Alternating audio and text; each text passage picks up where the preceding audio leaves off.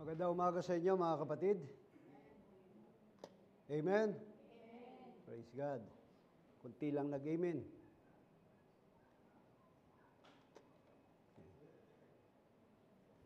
Bakit ganito? Ay halos gumana. At ang reliance natin ay nandyan sa inyong dito. Yung kahit meron pong ganyan tayong ipinapakita, yan ay para lang sa mga baguhan. Kayong matatagal na, mag-rely kayo sa inyong Bible para hindi kayo mangmang sa kasulatan at sa pagbubuklat ng Biblia. Kasi supposed to be, marunong na dapat ang mananampalataya. Dapat meron kayong notebook, meron kayong Bible, kasi sa tuwin na lagi tayong nag-aaral ng salita ng ating Panginoong Diyos. So, kailangan ninyo ang Biblia, kailangan nyo ang notebook.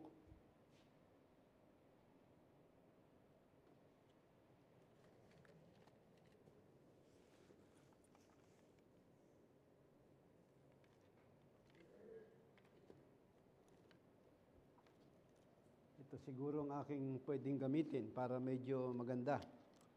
Ayaw nang mag-function itong isa. I-try natin ito. I think na gagana na ng maganda ito. At kung hindi pa, ay wala tayong magagawa kundi pagtiisan.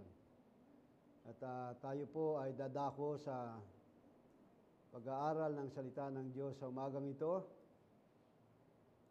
Punta tayo sa Genesis chapter 1. Mga kapatid, ito yung plano ng Diyos. Genesis chapter 1. Ako po ay babasa sa wikang Ingles. Paki-plus nyo lang yan sa Tagalog.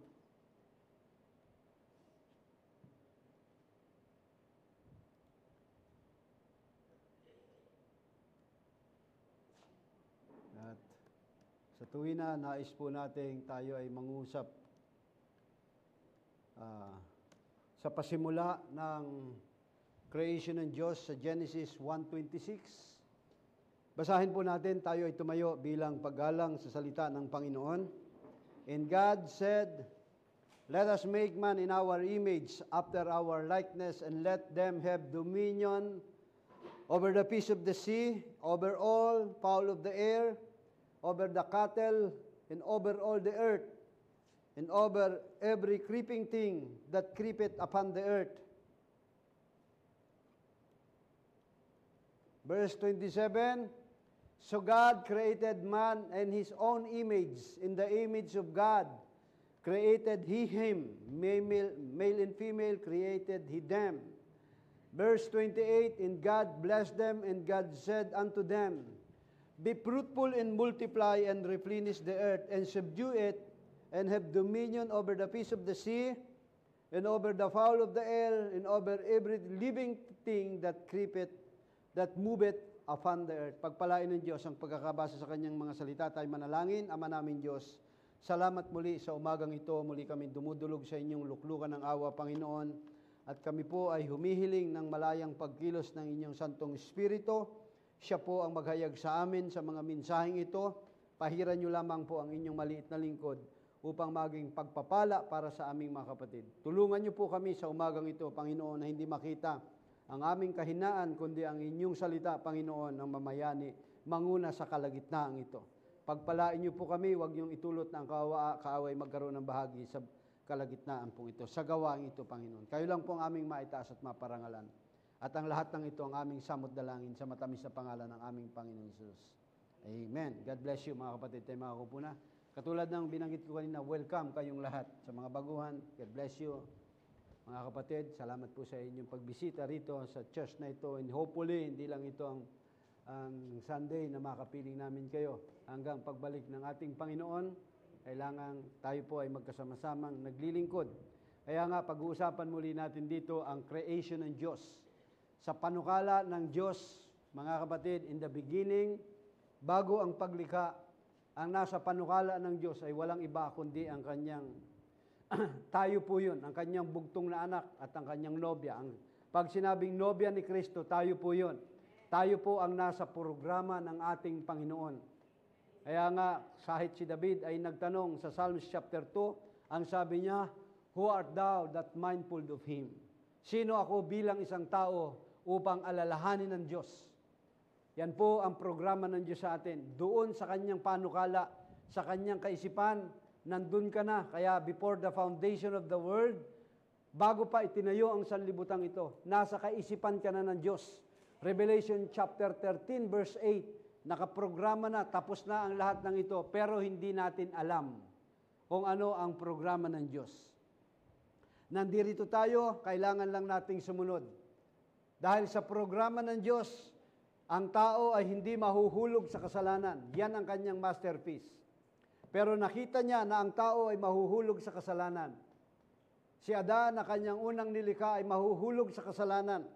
Dahil nang ang tao po ay lilikha, ang sabi ng Biblia, God created man in His own image. Male and female created He them. Yan po ang sabi ng Biblia. Wangis, larawan, kamukhang kamukha, karakter, yung ating pag-uugali, yung ating pangungusap, yung ating pananalita, inihulma po tayo sa imahe at larawan ng Diyos.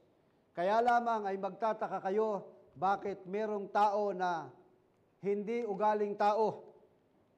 Mga kapatid, may taong titingnan mo ay nagagawa niya ang mga bagay na gawain ng hindi makadiyos. Yan po ay dahil po sa kasalanan ng tao, kaya nagkaroon po ng ganyan. Pero bago ang tao mahulog sa kasalanan, hindi po yan ang pagkakadesign sa atin ng Diyos. Tayo po ay nilikha ng Diyos sa imahe at sa kanyang larawan, sa kabanalan. Dahil ang sabi ng Ephesians chapter 1 verse 4, ganito po ang sabi ng apostol na si Pablo sa Ephesians chapter 1 verse 4, according as He had chosen us in Him before the foundation of the world. Ayon sa pagkapili niya sa atin sa Kanya, bago pa itatag ang sanlibutan, that we shall be holy and without blame before Him in love. Ganyan po ang creation ng Diyos sa atin. Before Him. Kaya ang sabi ng Biblia, before the foundation of the world, tayo po ay Kanyang pinili na. Itinatag na tayo ng ating Panginoon. Tayo ay created in the image and likeness of God. Kaya nga, doon sa kanyang panukala, sa mind of God, sa kaisipan ng Diyos, tayo po ay tinawag sa kabanalan. Hindi tayo tinawag sa karumihan, kundi tayo po ay tinawag sa kabanalan. Kaya nga, pero bakit ang tao ay nahulog sa kasalanan? Tingnan po natin ang inilagay ng Diyos sa atin. Unang inilagay ng Diyos sa atin, doon sa kanyang kaisipan, nanduroon yung Zoe, nandun yung life, nandun yung gene, nandun yung kanyang DNA, nandun yung nature niya, nandun yung karakter. Yan po ang design sa atin. Nang nilikha ng Diyos ang tao, si Adam, at sabi ng Biblia, and God breathed them. Genesis chapter 2 verse 7, at siya ay hiningahan. Kasama na po yung buhay ng Diyos doon. Pagbigay kay Adam, nandun na po yung buhay ng Diyos. Kasama po tayo ron. At yung buhay na yon, yun yung espiritu, yun po yung hangin. Kasama po yung dugo ron. Kaya pag ang isang tao walang dugo, wala pong buhay yan. Kaya kita mo, pag yung tao namatay, umaalis yung espiritu, nawawalan po ng buhay. Pero dahil sa ang tao ay nilikha sa imahe at larawan ng Diyos, doon po sa halamanan ng Eden, merong inilagay na batas ang Diyos para sa kanila. At yan po ay ating matutunghayan sa aklat ng Genesis chapter 2, verse 15. Ganito po ang commandment ng Diyos. Pupuntahan natin, sabi rito sa verse 15, and the Lord God took the man. Anong ginawa ng Diyos? Kinuha ng Diyos yung lalaki and put him into the Garden of Eden to dress it and to keep it. Upang kanyang ingatan, upang kanyang alagaan, kanyang dinamitan, upang kanyang ingatan. Ano ang idinadamit sa tao? Walang iba kundi ang salita ng ating Panginoon. Dahil pag binasa nyo ang Genesis chapter 3 verse 8, after the fall, ang tao ay nahiwalay sa Diyos. Hubad na siya. Pero dati naman silang hubad, hindi nila kailangan ng damit na yan. Pero hindi sila nagkakaroon ng kahihiyan dahil natatakpan ang kanilang malisyosong kaisipan ng kabanalan ng Panginoon. Yan po ang tao bago mahulog ang kasalanan. Bago mahulog sa kasalanan. Kaya sabi riyan, put him into the Garden of Eden and dress it and to keep it. Yan po ang utos sa kanila. In Genesis chapter 2 verse 16, and the Lord God commanded a man saying, of every tree of the garden thou mayest freely eat. Ano ang sabi sa kanila? Sa halamanan ay makakakain ka. Sa lahat ng punong kahoy na nasa halamanan ay malaya kang makakakain ng mga bunga nito. Yun po ang magpapatuloy sa kanila. May pagkain sila ron to sustain na yung kanilang katawang ito ay masustain. Kapag sila'y nagutom, maaari silang kumain ng mga bunga ng punong kahoy na pinatubo ng Diyos doon sa halamanan ng Eden. Hindi nila kailangang magbukid, hindi nila kailangang magtrabaho, hindi nila kailangang maghanap buhay. Lahat po yan ay provided ng Diyos sa kanila. Pero merong dalawang spiritual na batas na mag-govern sa buhay nila. At sabi rito, itong tree of the garden of thou mayest freely eat, ang sabi riyan, ito po ay ang bunga ng mga literal na punong kahoy dyan. Yan ang pagkain nila ron. Pero merong dalawang bunga na kanilang dapat pakaingatan. Dalawang batas, spiritual na batas na mag-govern sa kanila. Kaya sa ating buhay, meron pong batas na dapat tayong sundin. Sa gobyernong ito ng ating bansa, kahit gano ito, merong batas tayong dapat sundin. Kung ikaw ay lalabag sa batas trapiko, alam mo nang nakapula at ikaw itatawid, pwede kang mapahamak. Mababangga ka, makaligtas ka man, doon sa dulo, mahuhuli ka ng traffic enforcer. Hindi ka man mahuli, may NCAC, no contact apprehension policy. Yan po ay batas yan. Sa loob ng sambahanan ay merong batas na pinairal. Hindi pwedeng gusto mong umuwi, uuwi ka kung anong oras mo gustong umuwi. Hindi ganyan. Sa loob ng iglesia, mayroon ding batas na pinairal. Pag sinabi ang oras ng gawain na 9:00, yan ay batas. Pinatutupad yan. Sa iyong pagkatao, dapat meron kang batas. Naglalagay ka ng batas. Hindi ka dapat nagpupuyat. Masisira ang iyong katawan mo. Hindi ka pwedeng kain ng matataba, puro taba. Anong mangyayari sa iyo? Magkakasakit ka kung wala kang disiplina sa iyong katawan. Matakaw ka sa matatamis, madali-dali ang buhay mo. Merong batas na inilagay ang Diyos sa atin. Kailangan mong sumunod sa batas. Hindi pwedeng kanya-kanya. Mga kapatid, dahil chaos ang ganyang kalagayan. Ano yung nangyari sa mundong ito? Genesis 1:2, nagkaroon ng chaos, magulo, dahil walang batas na silang sinunod kanya-kanya. Mayroong mga bansang walang batas na matitigas ang ulo ng mga tao. Anong nangyayari? Kagulo. At dito sa bansang Pilipinas, ang mga tao bilang isang tao, ayaw nilang sumusunod sa pamantayan ng batas ng tao. Kaya ang iba'y umaakyat sa kabundukan at nag-aarmas ng sarili at lumalaban sa gobyerno. Pero anong nangyayari sa kanila?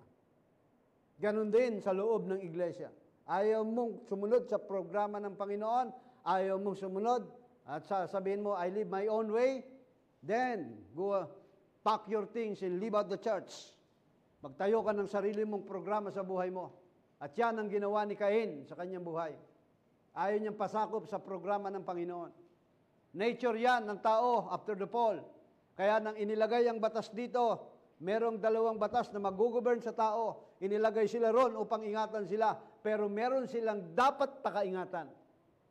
Mga kapatid, kaya sabi ng Diyos, sila ay inilagay upang maingatan.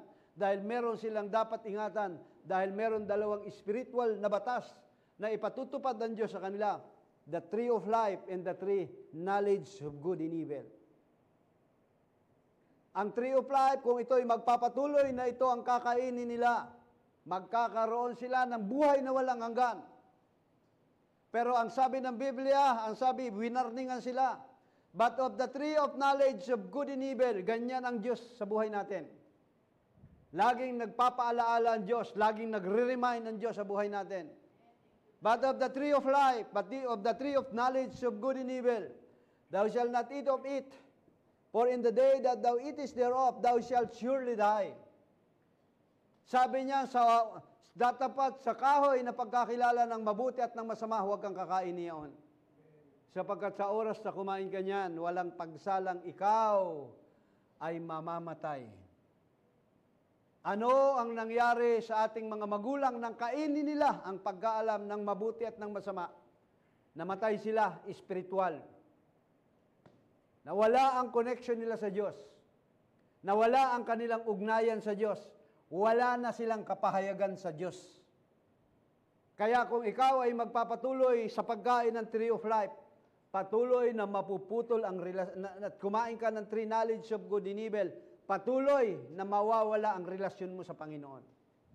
Tingnan ninyo ang mga mananampalataya, nag-umpisang tumanggap kay Kristo sa umpisa, kumakain ng tree of life upang maprolong ang kanilang buhay. Pero nasaan na ngayon? Dahil nagtatamasa ng konting kayamanan, nakagkaroon ng hanap buhay, hindi magawang pasalamatan ng Diyos sa araw ng linggo. Agree ba kayo dyan? Yung ikaw ay mag-celebrate ng kaarawan sa araw ng linggo, sa isang taon, dapat mong ipagpasalamat sa Diyos ang mga bagay na yan. Pero ano ang ginagawa ng mga tao? Ang yayabang, ipupost pa sa Facebook, shame on you. Mga kapatid, sino ito? Si Ma'am Melanie, tumatawag. Sagutin mo na lang. Melanie Portento, sa self. Okay. Yan po ang nangyayari ngayon. Ang iba, kahit na ini-invite natin, kapatid natin sila, dahil naahabag tayo sa kanila at hindi tayo nagsasawa, kaya huwag tayo magsawa dahil mapapahamak sila, mga kapatid.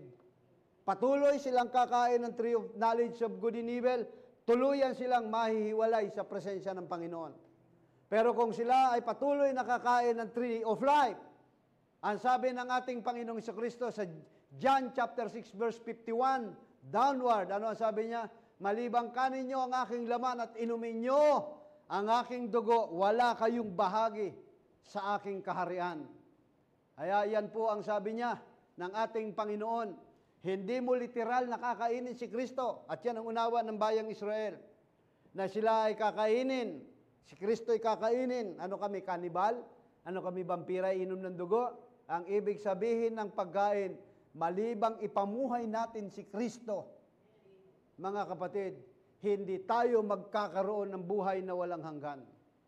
Dahil habang kinakain mo si Kristo, kinakain mo ang salita, tinatanggap mo ang binhing itinatanim sa iyo, magkakaroon ka ng pananampalataya sa iyong puso.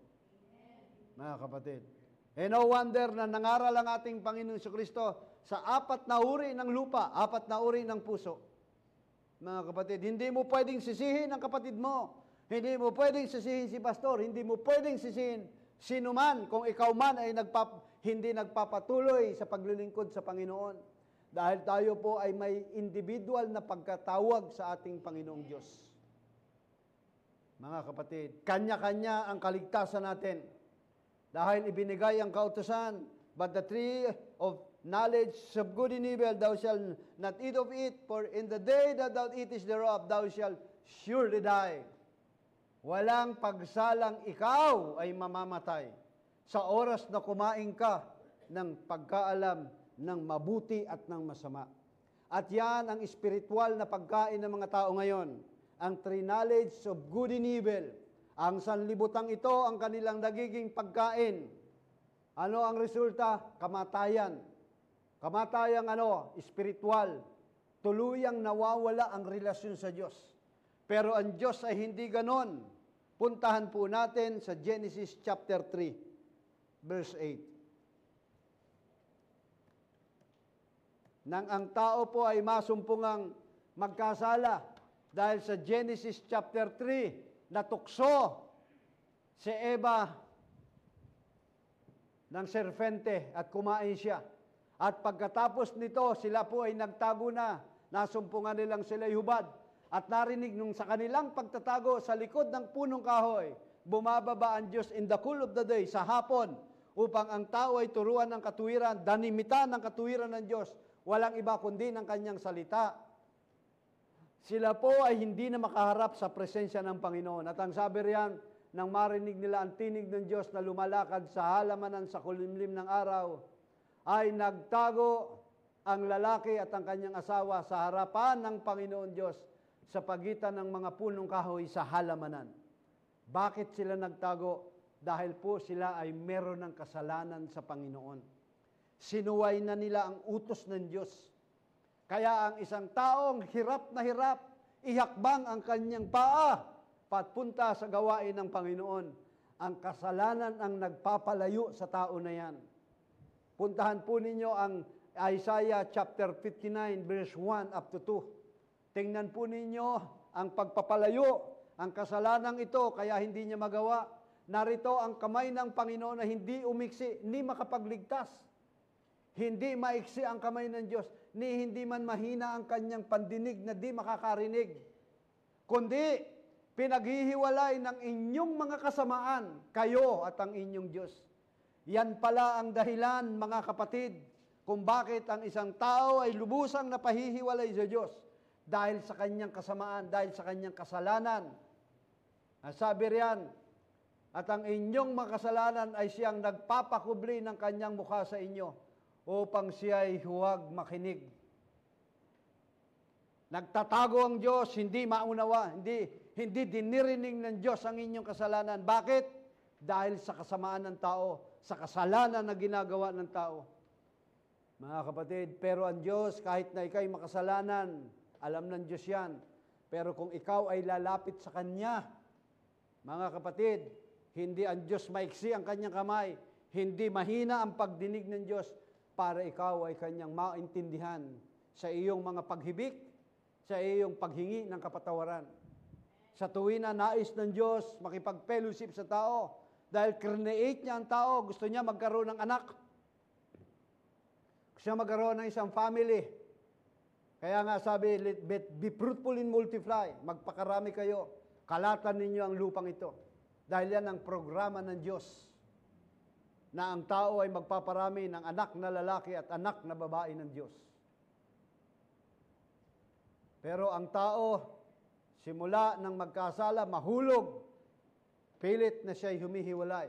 Pero ang Diyos kailanman ay hindi po nagkulang.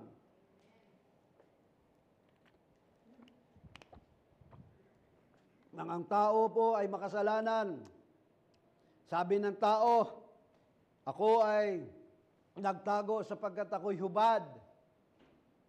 Yan. Nagtago siya dahil siya'y hubad. Bakit ka nagtago? Sabi ng Diyos, bakit ka hubad? Nakakain ka ba ng pinagbabawal ko? Ano po ang sabi riyan? Pakibaba mo nga ang Genesis chapter 3, verse 10, verse 9 up to 10. Ano ang sabi riyan? And the Lord God called unto Adam and said unto him, where art thou? Nasaan ka na, Adan? Saan ka naroon? Ang tao kapag nagkaroon ng kasalanan, hindi niya nanaising lumapit sa Panginoon. Nature ng isang fallen nature, magtago sa presensya ng Panginoon. Kagaya nitong taong ito, si Adam. Kaya ganyan din tayo, yung kasalanan natin ang nagpapahiwalay sa Diyos. Hindi ka magawang makalapit. Agree ba kayo dyan? Paninindigan na ninyo yung inyong katuwiran. Kaya kita mo yung mga anak natin na may mga kasalanan sa magulang, hindi makalapit. Katigasan ng ulo. Sa halip na magpakumbaba sa magulang na pinag-ugatan, pinanggalingan ng kanilang buhay at hininga. Anong ginagawa nila? Nagagawa nilang itakwil ang kanilang mga magulang. Sa pamamagitan ng pagtitiis, tinitiis nila ang kanilang mga magulang. Maraming taong ganyan. Ako'y nagtataka na merong mga ganong klase ng mga kabataan na ang kanilang mga magulang nagagawa nilang tiisin. Na sa kabila ng alam nilang hirap yung kanilang mga magulang. Alam mo, mahirap sa mga magiging magulang din kayo pagdating ng panahon. Na isa, dalawa, 3 araw na hindi nila kapiling ang anak, ewan ko lang kung anong damdamin nila. na ninyo, magiging damdamin ninyo. Mag-aalala kayo. Pinalayas na ako ni Brother Julie, ng tatay ko Sabi niya lang yun. Dahil bilang isang magulang, hindi yan makakatiis. At yan ang Diyos natin. Hindi kailanman nakatiis ang Diyos ng magkasala, si Adan at si Eva. Mga kapatid, pwede namang mag-rate ang Diyos ng panibago. Diyos ako Pero ano ang ginawa niya? Hinanap niya ang mga taong ito, yung kanyang nilikha. Sabi niya, where art thou? Nasaan ka? Adan, nasaan ka? Ano ang sabi? And he said, sabi ni Adam sa verse 10, I heard thy voice in the garden, and I was afraid, because I was naked and I hid myself. Ako'y natatakot, sabi niya, sapagkat ako'y hubad at ako ay nagtago. Nagtago siya dahil siya'y hubad. Saan siya hubad? Nahubaran siya. Naalaala ninyo yung hubad, malinis at nagagayakan. Anong nangyari sa kanya? Pinasok siya nung dating espiritu na nakatira doon. Hindi lamang nag-iisa, nagsama pa, nakapag-recruit ng 7 masasamang espiritu. Yan ang nagiging problema sa isang tao kapag ka nasa fallen state. Hubad siya. Anong nangyari? Yung age of conscience, yung age of innocent, panahon ng kamangmangan, pumasok ang age of conscience, panahon ng konsensya. Kaya dumating ang konsensya sa atin. May kasalanan ka na. Kaya nakukonsensya ka na. At ito yung kalagayan ni Adam. Sa kanong sitwasyon, nasa fallen nature siya. Ako po ay natakot sapagkat ako'y hubad. Bakit? Anong ginawa niya? Hubad pa ba siya? After na nagtahi siya ng apron? Alam niyo yung apron? Sino nakakita ng apron? Yung ginagamit ni Sister Christy. Pag nagluluto siya, nakasuot siya ng apron. Pero pag tumalikod ka, Sister Christy, kita yung likuran mo, hindi ba? Kasi ang harapan lang yung apron. Ano yan? Sariling pangangatwiran ng tao yan. Sariling programa. At yan ang Kristiyano ngayon. Gusto ng Diyos na damitan ang tao sa kanyang katuwiran at sa kanyang kabanalan dahil dyan tayo tinawag. Pero ang ginagawa ng mga Kristiyano, so-called, gagawa sila ng sarili nilang pamantayan sa Diyos. May pamantayan ng Diyos, gusto niya madamitan ang tao ayon sa kanyang katuwiran, ayon sa kanyang kabanalan. Mga kapatid, kaya sabi riyan, nasaan ka, where art thou? Hindi ang tao ang naghahanap sa Diyos. Ang Diyos mismo ang humanap ng tayo ay mahulog sa kasalanan. Who art thou that mindful of Him? Sabi ni David. Sino akong tao para alalahanin ng Diyos na ginawang mas mababa sa mga anghel? And he said, I heard thy voice in the garden and I was afraid because I am naked and I hid myself. Narinig ko ang iyong tinig sa halamanan at ako'y natakot sapagkat ako'y hubad. At nagtago, kaya nagtago ako. Ang sabi riyan, kaya ako ay nagtago. Kaya yung tao, pag may kasalanan, nagtatago. Ayaw umatin ng gawain, may kasalanan. Yung kanyang kasalanan ang nagiging dahilan upang hindi siya makalapit sa Panginoon. Bakit? Dahil 3 knowledge of good and evil ang kanyang kinakain. Yang mga kabataan na adik sa paglalaro ng mga gadget, 3 knowledge of good and evil yan. Yan ang maglalayo sa inyo sa paglilingkod sa Panginoon. Yung hanap buhay ninyo, pag naging pangunahin ninyo, Diyos-Diyosan ninyo, yan ang maglalayo sa inyo sa Diyos. Mga kapatid. Yang inyong pride, yan ang maglalayo sa inyo sa presensya ng Panginoon. Kaya, nang siya ay masumpungang hubad, bakit siya hubad? Ibig sabihin, espiritual, wala na siyang unawa, wala na yung ugnayan niya sa Diyos, nawala ang kanyang ugnayan sa Diyos. Yung tatay niya, hindi na niya dati akyat panaog si Adam, pumapasok siya in the spirit world. Nakikita niya yung mga angels, nakaka-fellowship niya yung mga angels. Pero at the time after the fall, hindi na siya maka-access sa presensya ng Panginoon. And the reason, yung mga taong punong-puno ng karnalidad sa kanilang buhay, pag yan ay nasa gawain sa Panginoon, tingin ninyo, ang tagal matapos ng pagtatalak nitong pastor na to. Hindi ko naman maintindihan yung pinagdadaldal nito. Bakit? Wala kang akses sa Panginoon. Kailangan mo na magkaroon ka ng akses sa Panginoon. Mga kapatid, kailangan mo ng akses. Kaya sa Genesis chapter 20, 3:20, ito po yung ating makikita. Ano ang ginawa ng Diyos sa kanila? Pagkatapos, patawid na, paalis na si Adan. Mga kapatid, papaalis na sila. Nang sumpain sila ng Diyos, papaalis na sila. Dahil sila ay pinagtabuyan na. And the Lord God said unto woman, what is this thou hast done? And the woman said, the serpent beguiled me and I did eat. Nung tinawag, anong ginawa mo, Adan? Yung babaeng ibinigay mo sa akin. Nagturo siya. Yan ang nature ng nasa fallen nature, magturo. Kaya kung yan ang inyong nature, kontrolado pa kayo ng serpente. Ay, kaya hindi ako kumatin, si pastor kasi. Ay, kaya hindi ako kumatin, si Brother Jolly kasi. Ay, kaya hindi ako kumatin, dahil kay Sister LB. Kaya hindi ako kumatin, dahil kay Sister Nalin. Yan ang fallen nature ng isang tao, pangangatwiran yan. At yan ang nangyari sa kanila, at nang sila'y tanungin ng Diyos, nang tinanong si Eve, the serpent beguiled me, and I did eat. Ano sabi? 3:13, yung babaeng ibinigay mo sa akin, sabi ng babae, si Eva, yun, anong nangyari sa'yo? Yung serpente, nadaya ako, kaya kumain ako. Paalis na lang sila, ha? Nakayuko sila. Kasi nga, nagtago na sila, pero hinanap pa sila ng Diyos. And the Lord God said unto the serpent, because thou hast done this, kasi nung hinarap yung serpente, wala na siyang kayang ituro eh.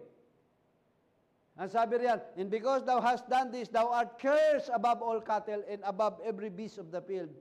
Upon thy belly shalt thou go, and thus shalt thou eat all the days of thy life.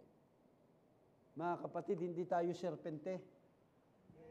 Na ang magiging pagkain mo sa buong buhay mo ay alikabok, basura, crude na bagay.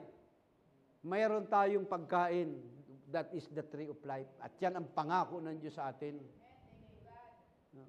Pastor, namamayagpag nga kami. Basura yan. Mga kapatid, that is a true knowledge of good and evil. Pwede kang magkaroon ng magarang sasakyan, ng magandang buhay, pero kung wala ka sa presensya ng Panginoon, yan ang sumpa sa tao. Thou shall eat all the days of thy life. Alikabok, basura, ang pwede mong kainin sa buong buhay mo. Yan ang sumpa doon sa serpente. And because we are not a serpent, hindi dapat tayo kumain yan. At ang sabi ng Panginoon sa kanila, ito yung pangako ng Diyos. I will put enmity between thee and the woman. Pag-aalitin ko ang binhi mo at ang ibang babae. And between thy seed and her seed, and shall bruise thy head, and thou shalt bruise his head. Genesis chapter 3, verse 15. Pag-aalitin ko, ikaw at ang babae, at ang iyong binhi. So, at ang kanyang binhi. May binhi yung serpente, may binhi yung babae. Ito ang dudurog sa iyong ulo. Kaya, paborito nyo patayin sa ahas, pukpukin yung kanyang ulo, di ba? Pag gusto mo pumatay ng ahas, gusto mo durugin talaga yung ulo eh. Pero yung ahas, alam mo kung saan gusto kong kagatin? Doon sa sakong mo. Favorite nila yan. Bahagi ng sumpayan. In verse 16, unto the woman he said, I will greatly multiply thy sorrow in thy conception. Pararamihin kong lubha ang iyong kalumbayan at ang iyong paglilihi, manganganakang may kahirapan. Saan ka nakakita ng nanganganak na nagsiselfie at nakangiti pa at nakipagmaritisan sa kapitbahay? Wala. Sumusumpa. Hindi na, tama na ito, dalawa na ito. Pero pagkalipas ng 24 na taon, 2 na palang anak. Pero yung kanilang buhay, pag nanganak ang babae, nasa bingit ng kamatayan yan. Ang isang paa nila nasa hukay na ng kamatayan. Kaya sa 2 Timothy chapter 2 verse 15, kung sila ay mananatili sa pananampalataya, na may hinahon with sobriety. 3:15 yata yun. 3:15 ba?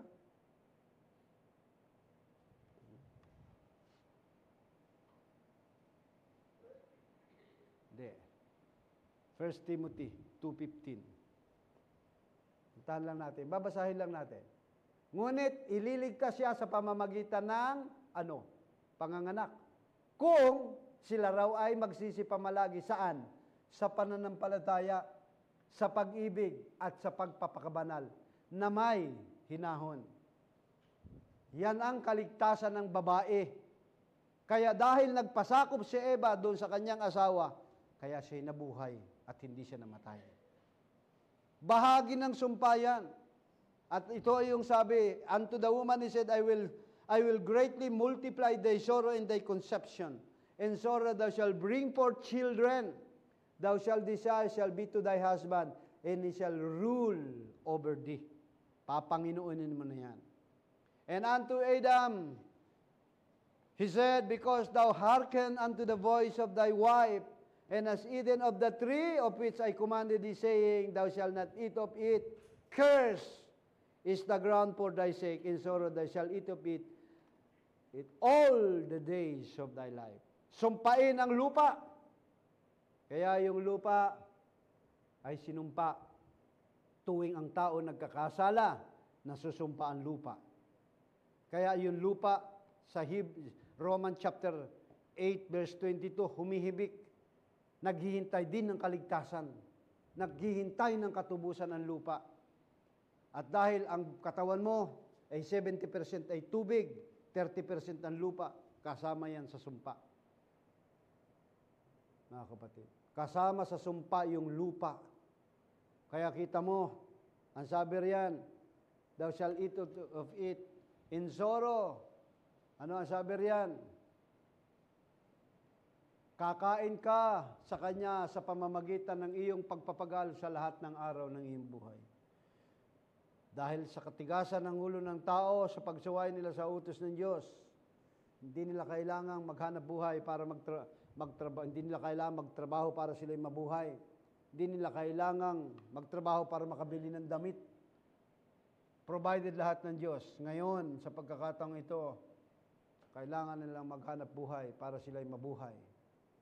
At isisibol sa iyo ay mga tinik at dawag. Kakain ka ng pananim sa parang, sa pawis ng iyong mukha. Verse 19. Ano sabi ng verse 19?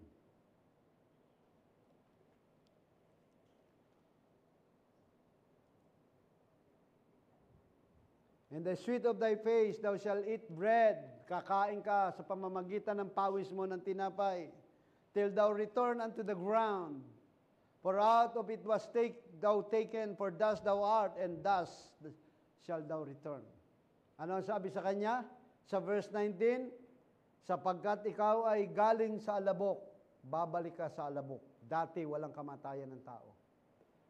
Pero dahil sa kasalanan ng tao, ang kamatayan, sabi ng Biblia sa Romans chapter 3, lahat ng tao ay nagkasala. Lahat ng tao ay nagkaroon ng kamatayan.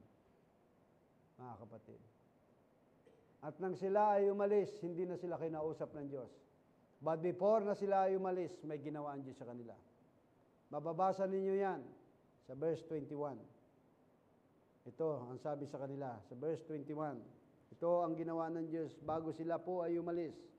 Unto Adam also to his wife, did the Lord God make coats of his skin and clothe them.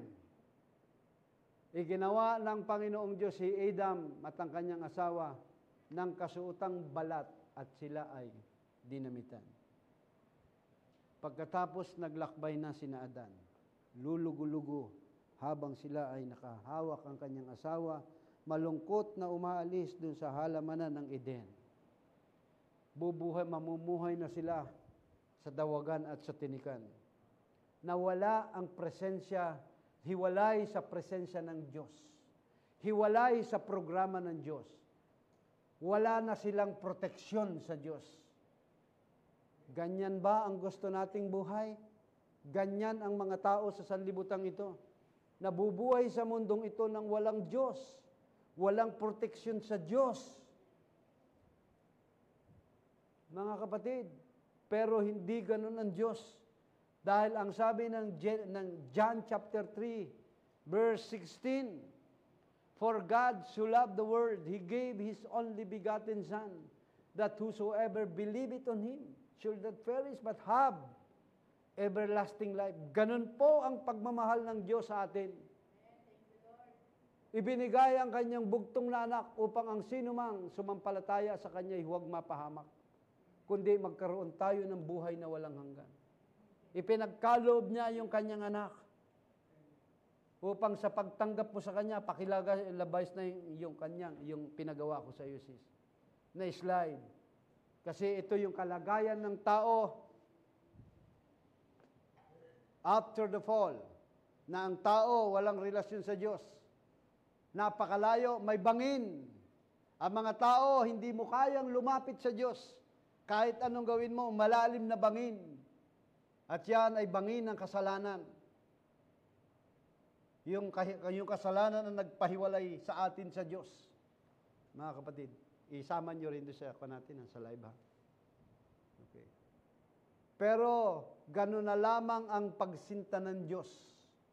Inibig niya ang kanyang, mahal niya ang tao, mahal niya, iba ang pagtatangi niya sa tao. Pinadala niya yung kanyang bugtong na anak. Sa matandang tipan, siya yung tipo ng korderong pinatay at idinamit kay Adan at kay Eva. Siya yon. Sa matandang tipan, sumisimbolo siya ni Isaac, na ang sabi sa Genesis chapter 22, Abraham, dalin mo yung iyong anak, yung paborito mong anak, na si Isaac, bilang isang handog na susunugin. At naglakbay sila ng 3 araw hanggang makarating sa bundok ng Sinai. Nagtatanong ang kanyang anak, sabi niya, Tatay, nasaan po yung ihahandog? Tanggalin mo muna yan. Doon muna sa walang pagitan.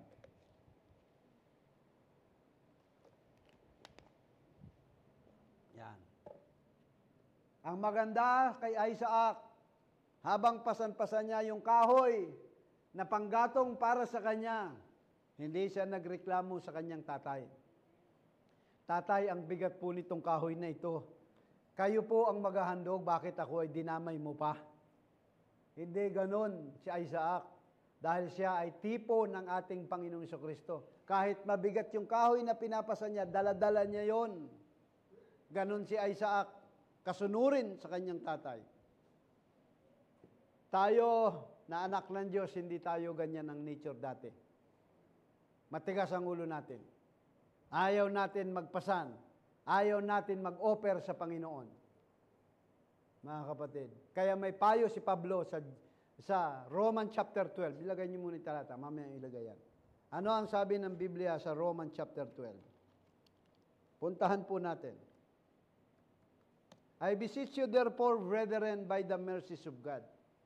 Ipinamamanhi ko sa inyo, mga kapatid, that ye present your bodies a living sacrifice. Iharap ninyo ang inyong katawan bilang haing buhay.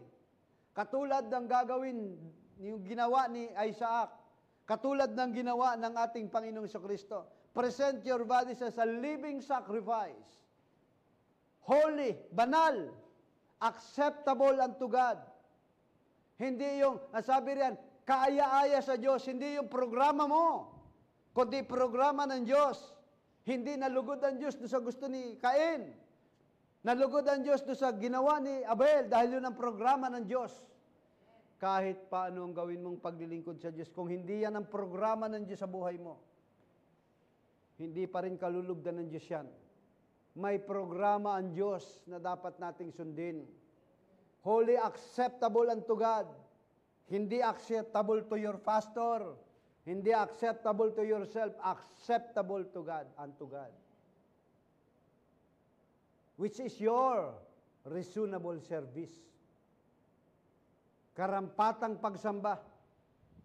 Mga kapatid, kaya sa verse 2, be not conformed to this world. Huwag kayong magsiayon sa sanlibutan ito. But ye transform by renewing of your mind. Pagbabago ng ating kaisipan. Babaguhin ng ating kaisipan. Kaya, yan ang dapat sa atin. Balikan mo na yung slide. Okay. Ganon ang pagmamahal ng Diyos sa atin.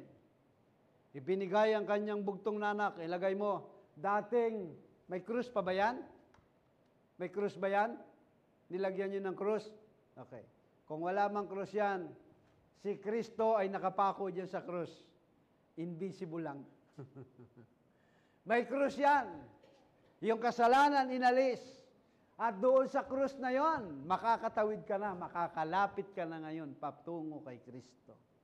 Kaya sa Diyos, mga kapatid, dati hindi mo magawang tumawid. Pero sa pamamagitan ng ating Panginoong Kristo, malaya ka nang makakalapit.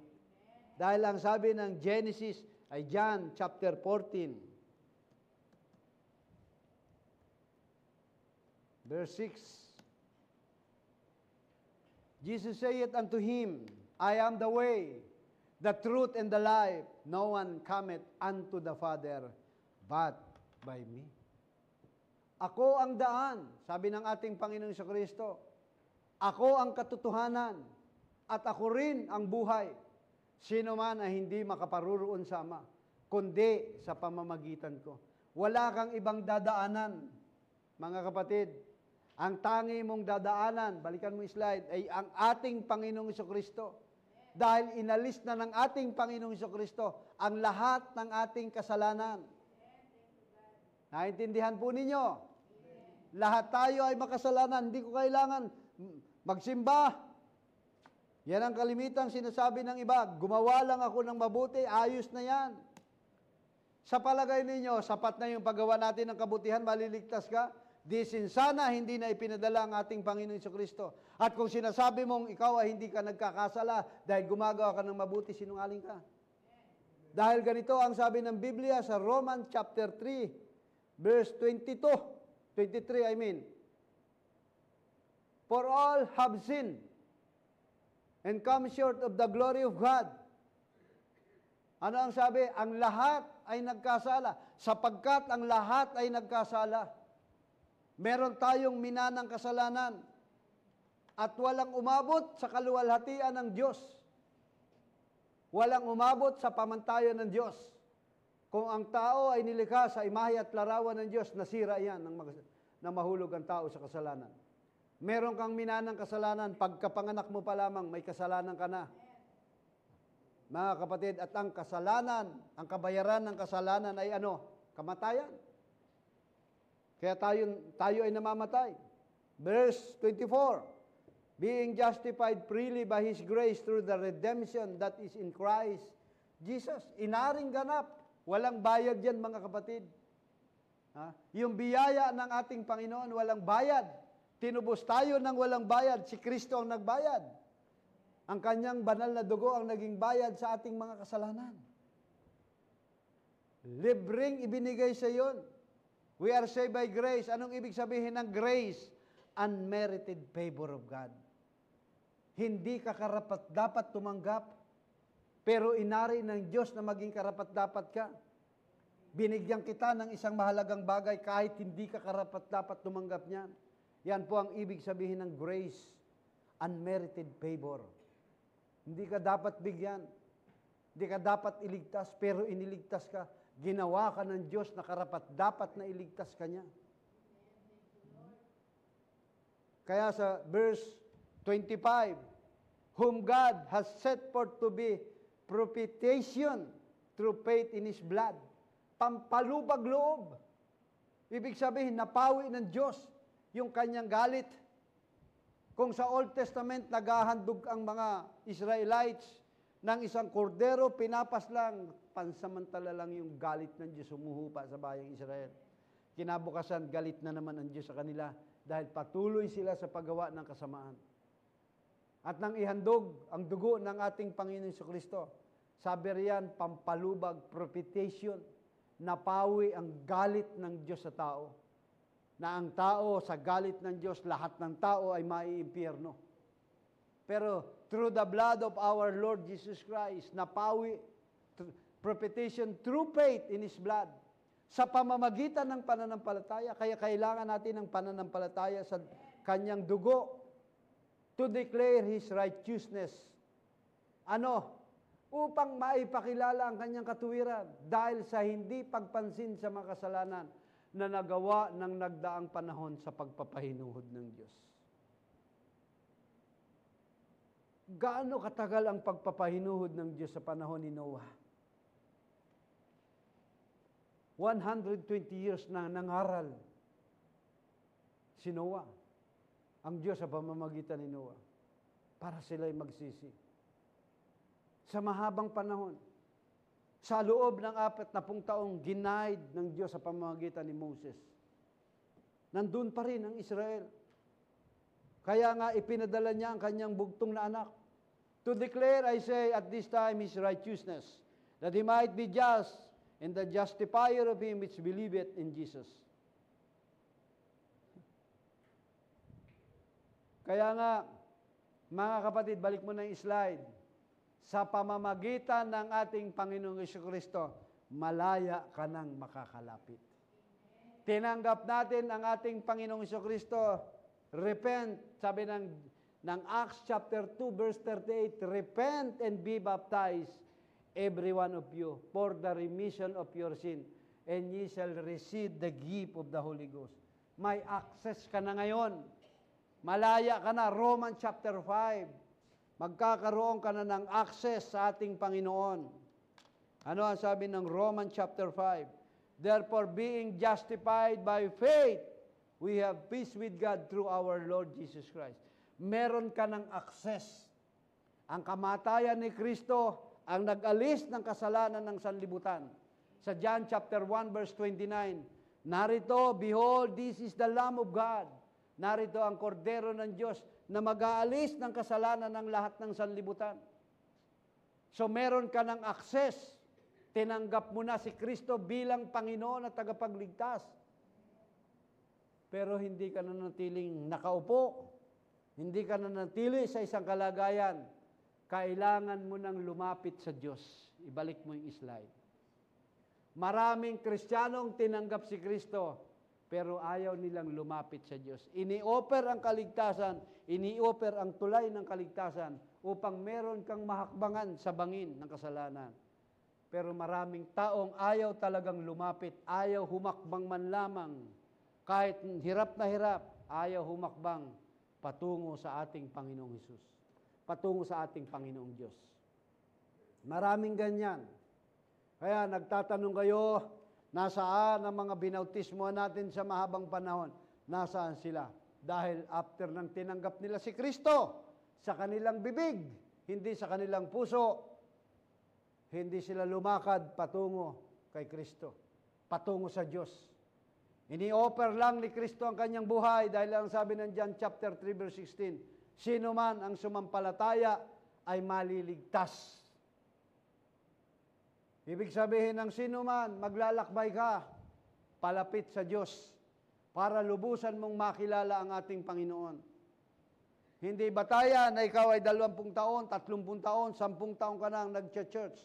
Kung hindi ka lumalakad sa mensahe ng Panginoon, hindi ka nagnasang lumapit sa Diyos, mananatili yung buhay mo, nasa buhay pa rin ng sanlibutan. Madali kang dalhin ng sanlibutan. Kaunting problema, tatangayin ka ng sanlibutan. Mga kapatid, individual ang kaligtasan natin sa Panginoon. Dapat meron kang access. Sabi ng Romans chapter 5 verse 1, we have peace with God. Tingnan mo yung access mo. Being justified, inaring ganap ka sa pananampalataya, we have peace with God. Meron kang kapayapaan. Yan ang una mong mararanasan. Mayroon ka ng kapayapaan sa Diyos. Pag lumapit ka sa Diyos, magkakaroon ka ng kapayapaan.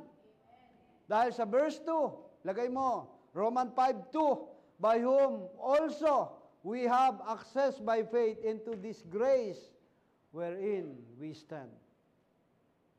Mga kapatid, kapag inaring ganap ka na ng Panginoon, meron ka ng kapayapaan sa Diyos. sa pamamagitan ng ating Panginoon Kristo.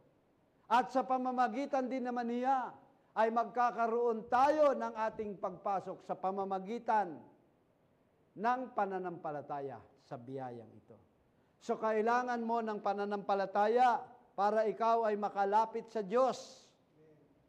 Mga kapatid, without faith, it is impossible to please God. Yan ang binanggit ng Hebrew chapter 11. Kung walang pananampalataya, imposible na malugod ang Diyos sa atin. Kaya kailangan mo ng pananampalataya. Kaya sa verse 3, ano ang sabi riyan? Not only so, but we glory in tribulations also, knowing that tribulation worketh patience. Hindi lamang gayon, kundi naman nagagalak tayo sa ating mga kapigatian. Hindi lang pala sa mga masasayang bagay. Hindi lang dahil nagkaroon ka ng access. Hindi lang dahil nagkaroon ka ng kapayapaan. Kundi maging sa panahon ng kapigatian, dapat kang magalak sa Panginoon. Dahil ang kapigatian ito ay nagtuturo sa atin upang gumawa tayo ng pagtsatsaga, ng patient natin. Dinidevelop yung ating patient. Dahil yung patient, yung katsagaan, ang sabi riyan, experience. Nagpapatunay ito. At sa pagpapatunay na ito, yung mga karanasan nating ito, nagkakaroon tayo ng pag-asa. And hope make it not ashamed. At yung pag-asa kailanman ay hindi ito magdadala ng kahihiyan. Because the love of God is shed abroad in our hearts by the Holy Ghost which is given unto us. Mga kapatid, sa verse 5, ano ang sabi riyan? Ang pag-asa'y hindi kailanman humihiya, sapagkat ang pag-ibig ng Diyos ay nabubuhos sa ating mga puso. Mga kapatid, kaya yan ang una mong mararanasan kung totoo mo talagang tinanggap ang ating Panginoon sa buhay mo. Kung tutunay na tinanggap mo ang Panginoon, meron ka ng kapayapaan ang una mong mararamdaman. Di ka nag-aalala. Di mo iniisip yung bukas. Hindi ka nag-iisip ng wala akong isasaing, wala akong trabaho, wala akong ganito. Hindi mo inaalala yan. Lahat yan ipoprovide ng Diyos sa iyo. Obligado ang Diyos na tuparin ang kanyang salita. Pero kailangan mong sumunod sa kanyang salita. Wala kang pag-aalinlangan. Bakit? Meron ka ng kapayapaan. Yan ang ipinagkaloob sa isang mananampalataya. Kahit anong mangyari bukas sa mga darating, ngayon, mayroon ka ng kapayapaan. At magkakaroon ka na ng access sa Panginoon. Kaya nga, ang unang panawagan ng ating Panginoon sa Matthew chapter 19.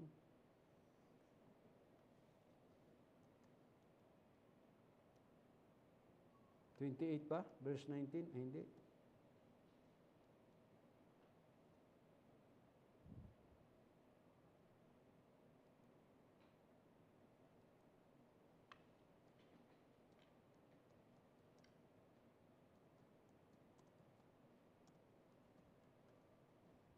Okay.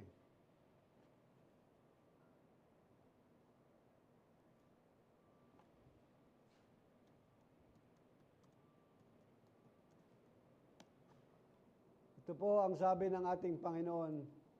Ito yung panawagan ng ating Panginoon Diyos sa aklat ng Mateo, chapter 11, verse 28. Pagkatapos, tayo po ay na ang nais ng Diyos, tayo ay lalapit sa Kanya. Puntahan mo natin ang 11:27 ng Book of Matthew. All things are delivered unto me of my Father. Ano ang sabi riyan? Lahat ng bagay ibinigay na sa akin ng aking Ama. Pertaining sa plan of redemption. Pertaining sa salvation. Taglay ni Kristo yan. But the Father knoweth, neither knoweth any man the Father. All things are delivered unto me of my Father, and no man knoweth the Son, but the Father, neither knoweth any man the Father, save the Son. And he, to whomsoever the Son will reveal him. Ang lahat ng mga bagay ibinigay sa akin ng Ama, at ang sino may hindi nakakakilala sa anak, kundi ang Ama. At sino may hindi nakakakilala sa Ama, kundi ang anak. At yaong ibiging pagpapahayagan ng anak. Walang sino mang nakakakilala sa Ama, kundi ang anak. At walang sino mang nakakakilala sa anak, kundi ang Ama. Para makilala natin ang Ama, kailangan nating lumapit sa anak. Dahil siya ang, sabi ng, I am the way, the truth. Siya ang katotohanan, siya ang buhay. Kailangan natin lumapit sa anak dahil siya ang nagbigay ng kanyang buhay. Para tayo ay magkaroon ng access sa Panginoon. Kaya kailangan mong humakbang, katulad ng sinabi ko kanina, kailangan mong humakbang. Matapos na tanggapin mo si Kristo bilang Panginoon at tagapagligtas, kailangan mong humakbang. Dahil nang tanggapin nila ang token doon sa Egypt, Exodus chapter 12, tinanggap nila ang token, nagrepent sila, kinabukasan, kailangan nilang maglakbay patungo sa lupang pangako. Ganyan po ang nais ng ating Panginoon nung tinanggap mo si Kristo bilang Panginoon at tagapagligtas. Hindi nais ng Diyos na manatili kang nandyan lang sa isang tabi. Hindi nais ng Diyos na tagapakinig ka lamang.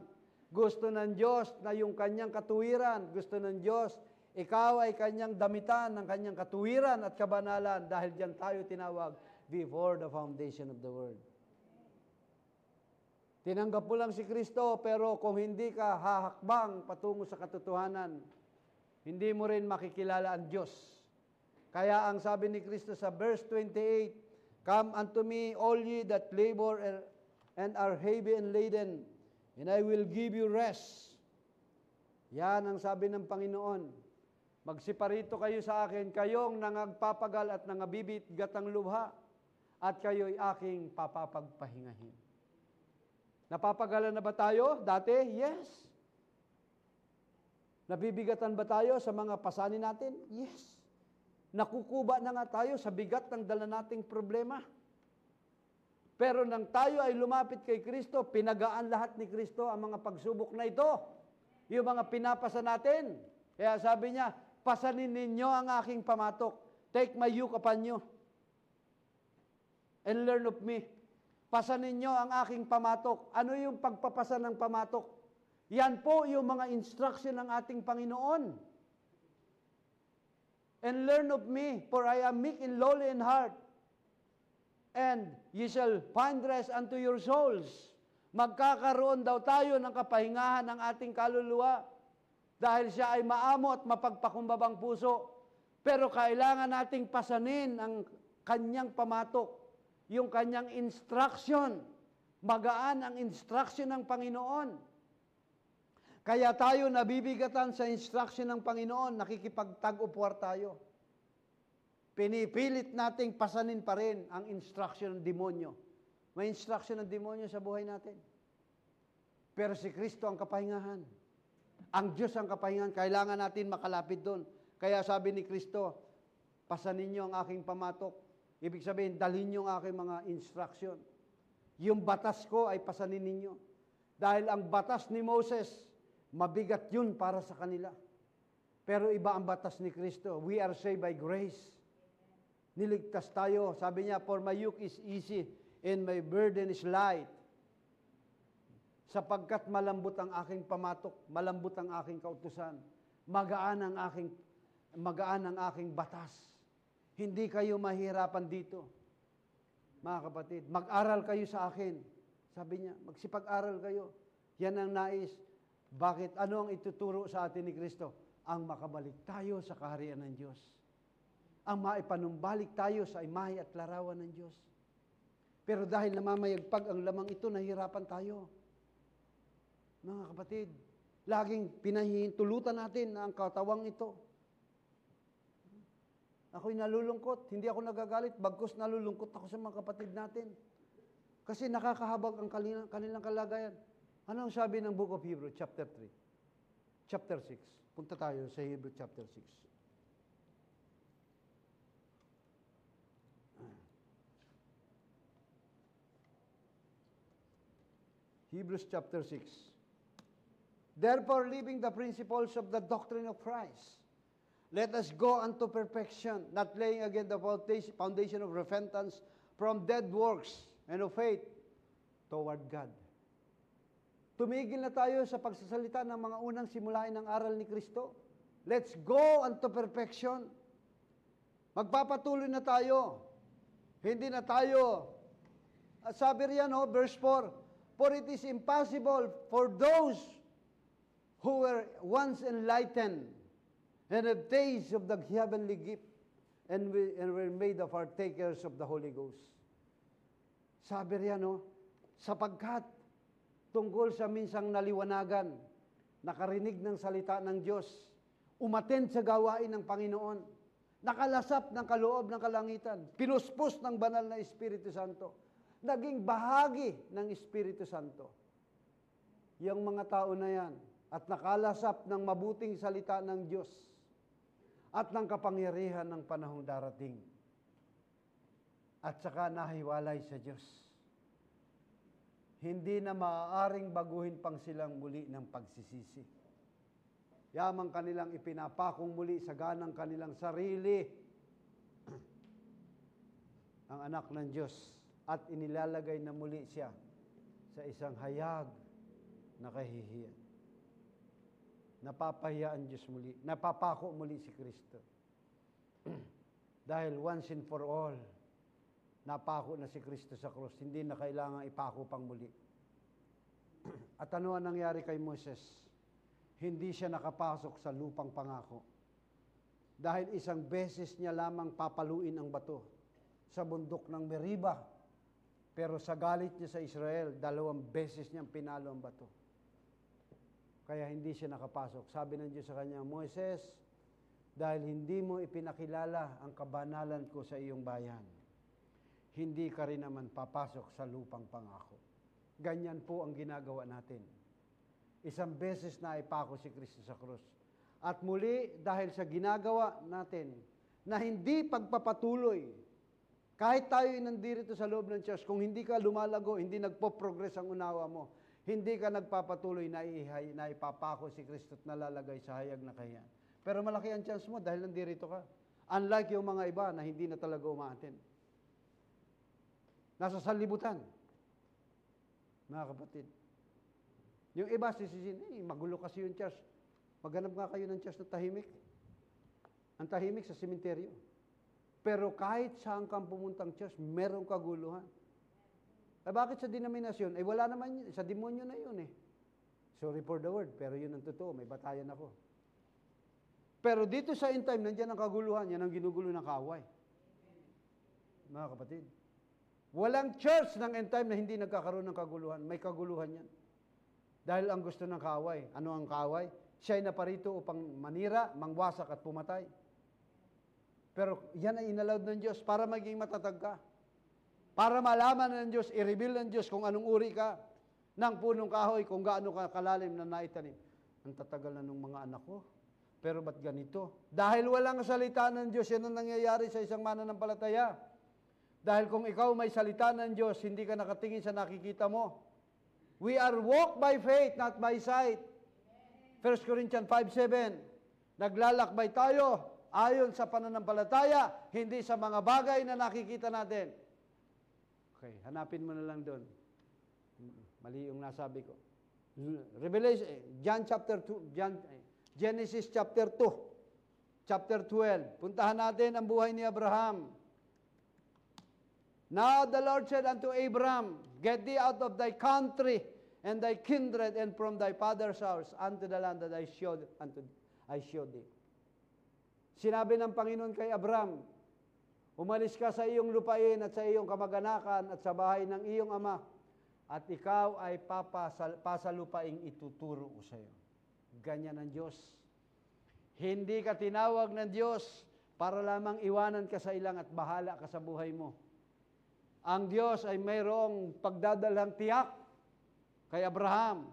Sabi sa kanya, ikaw ay papasalupaing ituturo ko sa iyo unto a land that I will show thee. Maglalakbay ka, Abraham, kailangan mong umalis sa iyong bayan, sa iyong lupain, sa iyong mga kamag-anakan, sa bahay ng iyong ama. Bakit? gusto kitang pakabanalin. Hindi ka mababanal dyan. Dahil ang kanyang tatay na si Tera, nagtatrabaho doon sa kanilang pamangkin na si Nimrod. At kilala naman natin si Nimrod na siya ang nagtayo ng Tower of Babel. Ang buhay nila sa Ur ng Chaldeans ay katulad ng pamumuhay ng buhay sa mundong ito.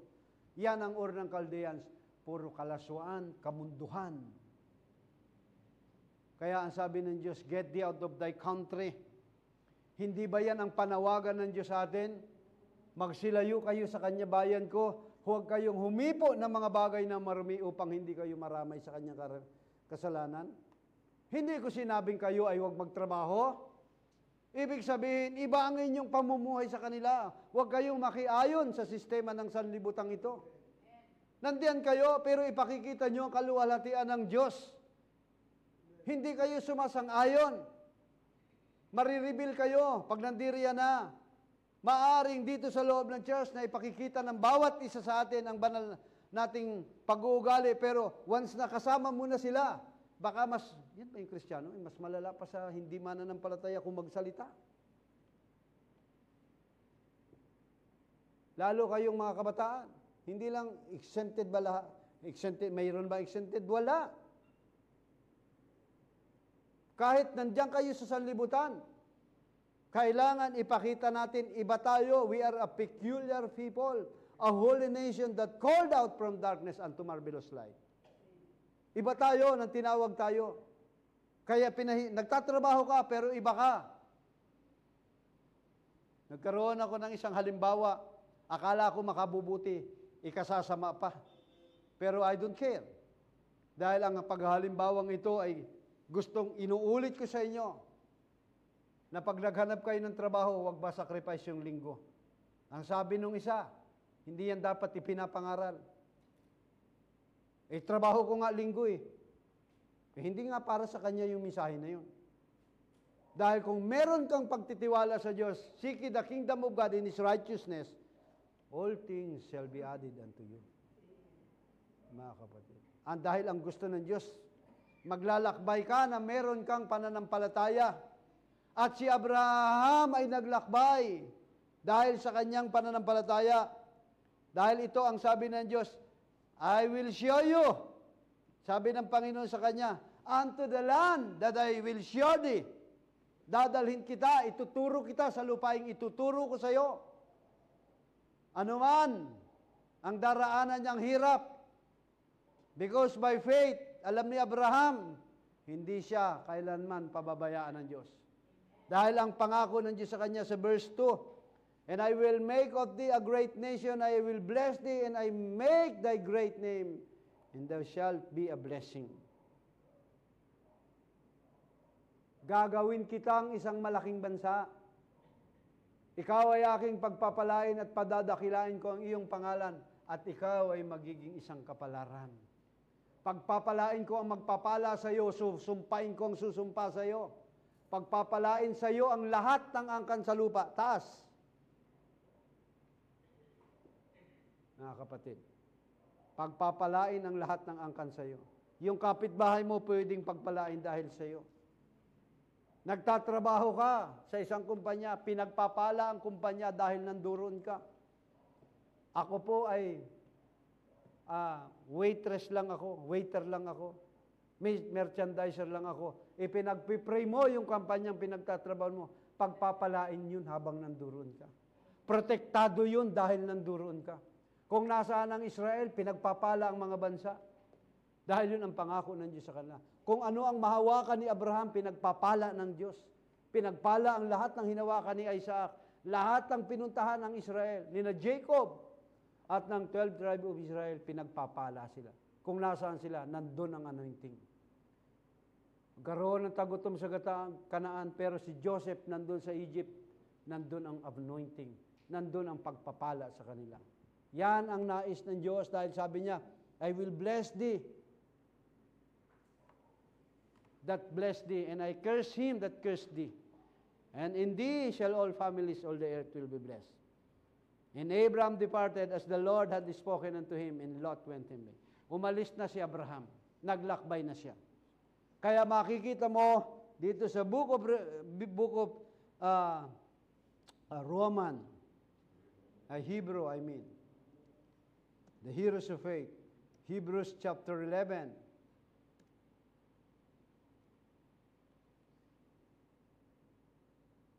Yung heroes of faith, puntahan po natin. Now, faith is the substance of things hoped for, the evidence of things not seen. Ang pananampalataya ay siyang kapanatagan. Binanggit ko kanina yon, kapayapaan, kapanatagan. Kaya kailangan mo ng pananampalataya, pagtanggap kay Kristo, para magkaroon ka ng kapanatagan sa mga bagay na hinihintay. Ang katunayan ng mga bagay na hindi nakikita. The evidence of things not seen. Kaya binanggit ko kanina, we are not walk by faith, not by sight, but not by sight. Tayo'y lumalakad ayon sa pananampalataya, hindi sa mga bagay na nakikita. Kaya, si Abel nag-offer sa Panginoon, more excellent sacrifice than Cain, na kahit siya'y patay na, narinig pa ng Diyos ang kanyang tinig, yung kanyang dugo. Hebrews chapter 11 verse 4. And by faith, na-experience ni Enoch na hindi mamatay, kundi siya ay na-translate, mga kapatid. Pero sabi ng Biblia, for before his translation, he had this testimony. Meron siyang patutuo na kinulugdan ng Diyos. By faith, but without faith, it is impossible to please Him. Hebrew 11:6. Kung walang pananampalataya, hindi maaring maging kalugod-lugod sa Diyos. For he that cometh to God, sino mang nais lumapit sa Diyos. Kaya sabi ko kanina, pagtanggap mo kay Kristo, kailangan mong lumapit sa Diyos. Kailangan mo ng pananampalataya. You must believe that He is, and that He is a rewarder of them that diligently seek Him. Kailangan meron kang pagsampalataya sa Diyos, na siya ang tagapagbigay ganti ng mga nagsisihanap sa Kanya. Si Noah, by faith, Noah being born of God, things not seen at yet. Inihanda ni Noah ang arko. Babaha sa panahon nilang wala namang ulan. By faith, Abraham, verse 8, dito tayo. When he was called to go out in the place which he should after receive for an inheritance, obey, and he went out, not knowing whither he went. Sa pananampalataya, si Abraham nang tawagin ay tumalima upang pamaroon sa isang dakong kanyang tatanggaping mana at siya yumao na di nalalaman kung saan siya paroroon. Walang alam si Abraham. Pero by faith naglakbay. By faith naglakbay tayo, spiritual, mga kapatid. Naglalakbay tayo. Yan ang sabi ng 1 John chapter 1 verse 7. Naglalakbay tayo ayon sa pananampalataya. Kaya ang tingin ng sanlibutan, mga baliw yung mga taong yan. Hindi nila naintindihan yan. Kaya kailangan mo ng pananampalataya upang makapagpatuloy ka sa spiritual mong lakbayin. Kaya ito sabi, by faith, when he was called to go out into the place which he should after receive for an inheritance, obey, and he went out not knowing whither he went. By faith, he sojourned in the land of promise. Sa pananampalataya, siya ay naging manlalakbay sa lupang pangako, dwelling in tabernacles with Isaac and Jacob. Iniwanan ni Abraham from comfort to discomfort. Iniwanan niya yung maganda niyang tahanan, yung maganda niyang buhay, yung kanyang kayamanan. Iniwanan niya yung karangyaan, katanyagan doon sa Ur of Chaldeans. Naglakbay siya, tumahan sa tabernakulo, sa ilang. Uncomfortable, walang aircon, walang kuryente, walang gobyerno ang magbibigay ng proteksyon sa kanila, walang ayuda na nagbibigay buwan-buwan, walang porfis. Pero naglakbay si Abraham by faith, and dwelling in tabernacle with Isaac and Jacob, the heirs with him of the same promise. Na isang pangako, tagapagmana ng isang pangakong kasama niya. Maging ang kanyang mga anak ay naging kasamang tagapagmana ng pangako. For he looked for a city, verse 10, which had foundation, whose builder and maker is God. Hinanap niya ang isang syudad na ang pundasyon, ang nagtayo ay hindi ang kamay ng tao, kundi ang kamay ng Diyos. Ano po itong look for the city which had foundation, whose builder and maker is God? Ano ito? Na sa kanyang paglalakbay, kailangan niya ng patience, kailangan niya ng temperance, kailangan niya ng faith sa Panginoon. Ano itong kanyang nasumbungan? Looking for the city whose maker and builder is God. That is revelation from God.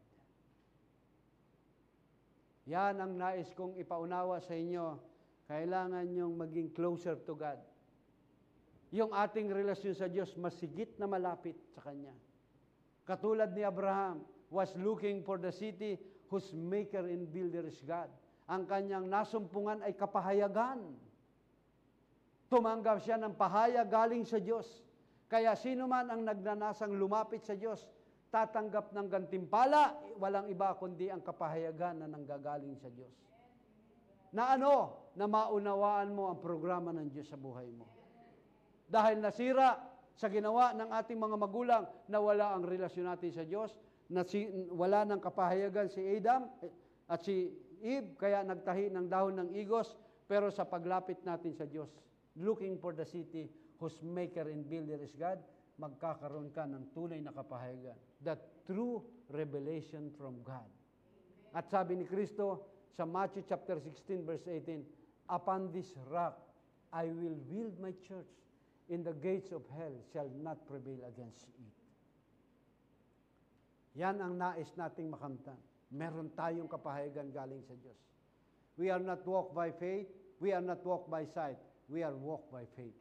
Meron kang kapahayagan, ano man ang mangyari sa buhay mo, may revelation ka, katulad ng heroes of faith na binanggit dito, mga kapatid. Ano ang nangyari kay Sarah? Through faith, also Sarah received strength to conceive seed. Si Sarah ay tumanggap ng binhi sa kabila ng kanyang katandaan and was delivered of a child when she was past age because she judged him faithful who had promised. Ilan ang edad ni Sarah na magkaanak siya? 100 years. Si Abraham ay 100 years. Si Sarah, 75 years. For 25 years, hinintay nila. 99 years, ng mga anak si Sarah. Ang tanda na, di ba? Baog na siya. Pero bumata siya. Dahil lang sila po ay naglalakbay from the Ur of Chaldeans through the promised land, nagkaroon ng transformation ang buhay nila. Hindi ko na babasahin, sa susunod ko lang ipakikita. Pagdating nila ng Ehipto, nakita ng hari ng Ehiptong si Abimelech, napakaganda ni Sarah. Kaya sabi ni Abraham, sabihin mo magkapatid tayo para mabuhay ako. Pero salot ang dala ng gustong pakialaman si Sarah ng hari ng Ehipto. Naglakbay, ang tanda-tanda na, uugod-ugod na, magugustuhan ng hari ng Ehipto na si Abimelech, nagkaroon ng transformation. Bumata sila. Ganyan din tayo, mga kapatid. Babata tayo. Pagdating ng ating Panginoon, itong huklubang katawang ito, itong uugod-ugod na ito, itong amoy lupang pagkataong ito, itong ating katawang ito, na punong-puno ng sakit ng rayuma, diabetes, kung ano-ano pa, papalitan niya ng isang katawang maluwalhati pagdating ng ating Panginoon. Yan ang kanyang pangako sa atin. Sumampalataya lamang tayo, mga kapatid. Kailangan lang natin ng pagsampalataya sa ating Panginoon. Kaya, huwag kayong sumuko, huwag kayong manghinawa, dahil nais ng Diyos, tayo ay lalapit sa Kanya. Mga kapatid, lahat ng kabigatan, dahil ang paglapit natin sa Panginoon, mga kapatid, at sabi ng Romans chapter 8, puntahan natin sa Romans chapter 8, there is no now condemnation. Walk. There is therefore now no condemnation to them which are in Christ Jesus, who walk not after the flesh, but after the Spirit. Kulang yan eh. Wala na raw anumang hatol. Sabi riyan, sana kay Kristo. Sino?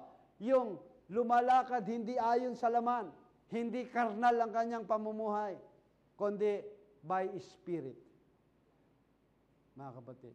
Wala nang condemnation, wala nang paghatol. For the law of the Spirit of life in Christ Jesus had made me free from the law of sin and death. Pinalaya na tayo sa kasalanan. Kaya lalakad tayong kasama ni Kristo. Nag-aaral tayong kasama ni Kristo. Kaya lagi ko yung ini-encourage mga kapatid, maglaan kayo ng oras pag Martes, maglaan kayo ng oras pag Huwebes, para mag-aral ng salita ng Diyos. Yan ay ang pag-attend ng gawain sa Panginoon ay paglapit sa Diyos. Mga kapatid, kung linggo lamang kayo lalapit sa ating Panginoon at nagmamadali pa kayo, ano ang pwedeng mangyari? Patuloy na ilalayo kayo ng kaaway sa ating Panginoon. Kailangan nagpapatuloy tayo, parang kagaya ni Abraham. Abraham was looking for the city whose maker and builder is God. Yan ang sabi ni Kristo.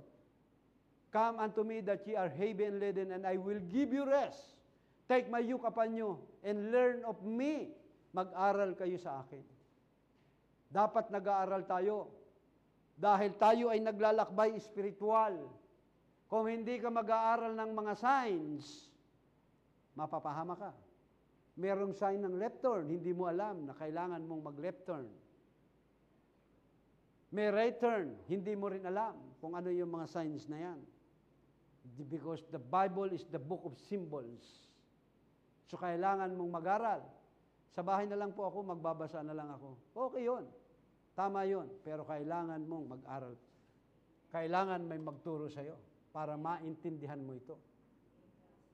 Mga kapatid, tuturuan ka ng pastor. Tuturuan tayo ni Kristo na siyang ating pastor.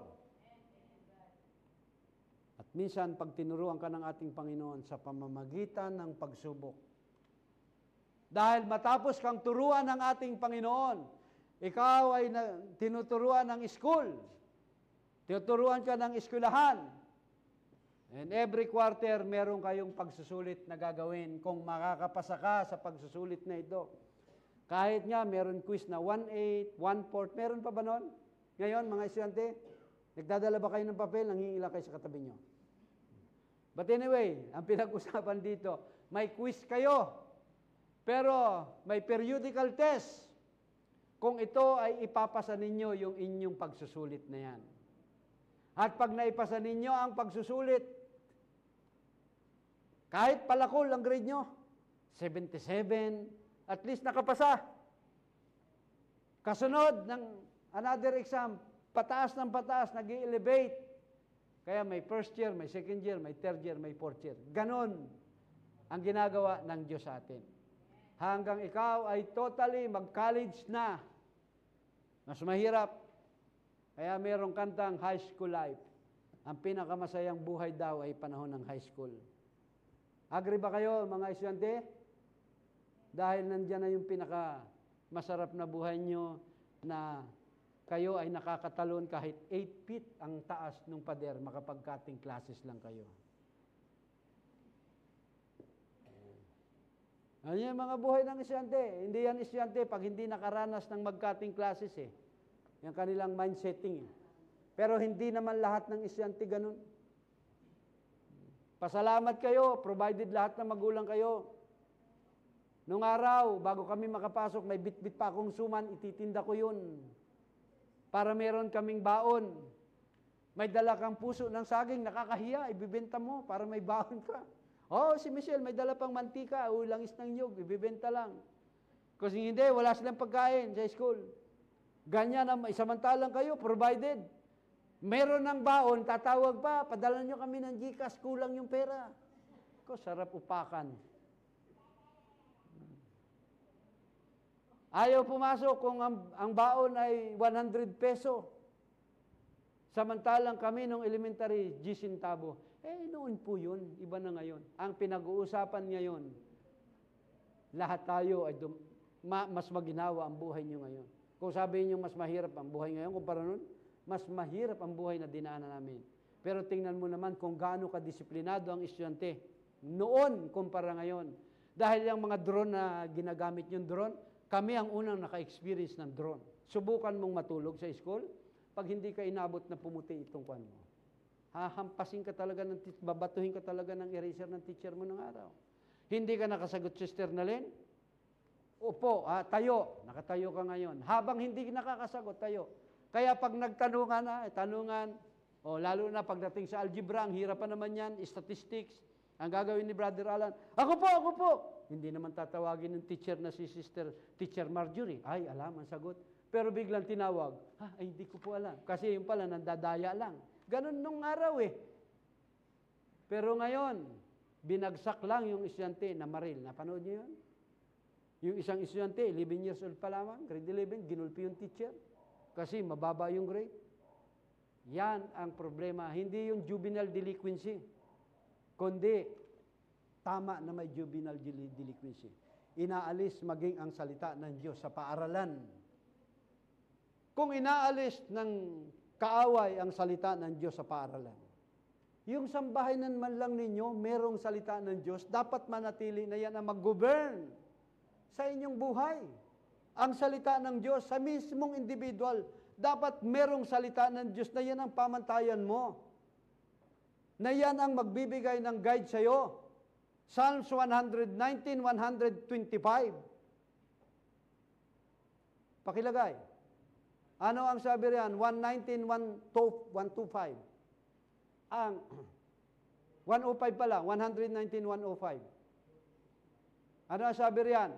Ang salita mo'y ilawan sa aking mga paa at liwanag sa aking landas. Yung salita ng Diyos yan, siyang nagiging ilawan. Kaya kada hakbang mo, kung may salita ka ng Diyos, hindi ka matitisod. Pastor, natisod po sa ganito. Wala kang ilaw. Kaya ka natitisod. Wala kang salita ng Diyos. Dahil kung may salita ng Diyos ka, ano sabi ni Pablo? Sinong natisod? Kami hindi. Roman 8, 34, 35. Sinong nanghina?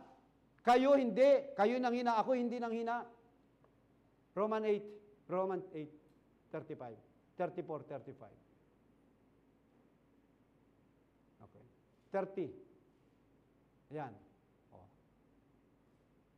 33 muna. 32. Siya na hindi ipinagkait ang kanyang sariling anak, kundi ibinigay sa ating lahat. Bakit hindi naman ibibigay sa atin ng walang bayad ang lahat ng mga bagay? Kung ang Panginoong Jesucristo ibinigay sa atin ng walang bayad, hindi ba ibibigay sa inyo ang lahat ng bagay ng libre rin? Lahat ng inyong pangangailangan? Libre yan. Pati nga yung buhay mo, hindi nga mo, libre yan galing sa Diyos eh. Sino ang magsasakdal ng anuman laban sa hirang ng Diyos? Ang Diyos ay umaaring ganap. Kung isasakdal mo ang hirang ng Diyos, ang Diyos ang nag-aring ganap dyan eh. Ang Diyos ang nag-justify dyan eh. Sino ang hahatol? Hindi tayo pwedeng humatol. Si Kristo na namatay, oo, yung nabuhay na maguli sa mga patay. Siyang nasa kanan ng Diyos at siya namang namamagitan dahil sa atin. Hindi nga tayo hinatulan ng Diyos eh. Hindi nga tayo hinatulan ni Kristo eh. Anong ginagawa ni Kristo? Ipinapamagitan tayo ng ating Panginoon. Yan ang binanggit sa 1 John chapter 3 verse 1. Huwag mo na puntahan yan. Anong ginagawa ni Kristo? Ipinapamagitan tayo. Sabi ni Kristo, hindi ako hahatol sa inyo. Ang nasalitang narinig nyo, yan ang hahatol sa inyo pagdating ng araw. Nung dinala yung babae, sabi niya, sino mang walang kasalanan, siya ang bumato, siya ang humatol. Verse 35, sino maghiwalay sa atin sa pag-ibig kay Kristo? Kung mahal ninyo si Kristo, kung mahal natin si Kristo, kahit pa kapigatian, kahit pa kahapisan, kahit pa inuusig ka na, kahit pa yung tagutom na, nagugutom ka na, kahit hubad ka na, kahit panganib, kahit tabak, mga pag-uusig. Hindi yan pwedeng maghiwalay sa atin kay Kristo kung mahal mo si Kristo. Bakit? Yan ang sabi ni Kristo.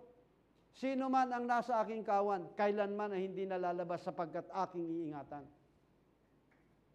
Kaya kung ikaw ay nasa kawanan ng Diyos at dinadala ka na ni Kristo patungo sa Diyos, ginaguide ka na mga kapatid, kailanman ay hinding-hindi ka nalalabas dyan.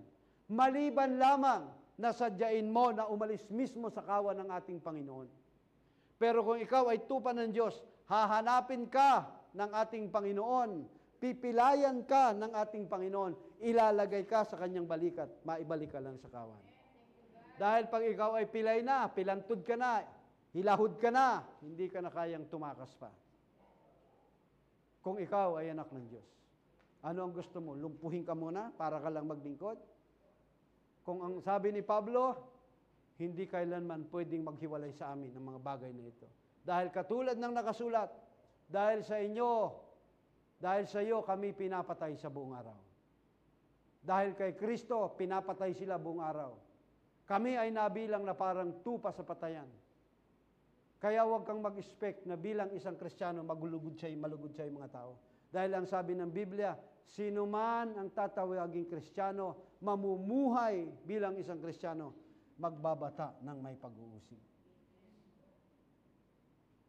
Parang tupa sa patayan, dinadala ka sa patayan. Bakit inihalimbawa na tupa sa patayan? Kakarnihin yung tupa. Yan ang hayop na pag binitbit mo patungo sa katayan, walang reklamo ang tupa, sumusunod lamang yan. Hindi kagaya ng kambing na habang hinihila mo, pumapalag yan, lumalaban yan. Tayo ay bilang isang tupa na araw-araw dinadala sa katayan. Alin ang pinapatay sa atin? Lumang pagkatao natin. Pero kung kambing ka at ikaw ay dinadala patungo sa Diyos, palag ka ng palag. Mga kapatid, kundi sabi niya, higit pa sa lahat ng mga bagay na ito'y tayo higit pa sa mananagumpay. We are more than conqueror. Pakitaas, 37. Higit pa, kundi sa lahat ng mga bagay na ito, higit pa sa mapagtagumpay sa pamamagitan niyaong umibig sa atin. For God so loved the world. Sapagkat ako'y naniniwalang lubos na kahit ang kamatayan man, kahit ang buhay, kahit ang mga anghel, kahit ang pamunuan, kahit ang bagay sa kasalukuyan, kahit ang mga bagay na darating, kahit ang mga kapangyarihan, kahit ang kataasan, taas, kahit ang kababaan, kahit ang alinmang ibang nilalang ay hindi makapaghihiwalay sa atin sa pag-ibig ng Diyos na kay Kristo Jesus na Panginoon natin. Kaya kung tayo po ay nasa Diyos, mga kapatid, kung tunay kang nasa Diyos, nadala ka na ng ating Panginoon, pagsisikapan mo sa iyong sariling, hindi ka na dapat mahiwalay sa Kanya. Kundi bagkus, ikaw ay mananatili na sa Diyos. Kaya kung tayo sa ating palagay, hindi pa totally tayo nakakalapit sa Diyos, mga kapatid, mas lalo nating ilapit ang ating sarili sa Diyos. Magkaroon tayo ng mas malalim na ugnayan, magkaroon tayo ng mas malalim na relasyon sa Diyos. Dahil kung nandun ka na kay Kristo ka na, mga kapatid, nasa Diyos ka na, hindi ka na hihiwalay pa sa Diyos. Hindi yung anuman ang marinig mo, lalayas ka, magtatampo ka, wala ka pa sa Diyos.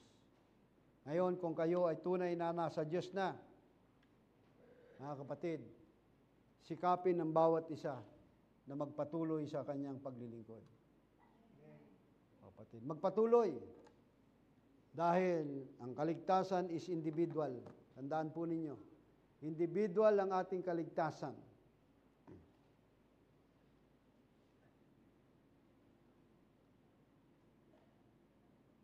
Hindi pag kayo ay natisod, nawala na yung nag-aya sa inyo, kayo ay titigil, hindi po. Wala na si pastor, hindi na rin kayo maglilingkod, hindi ganon.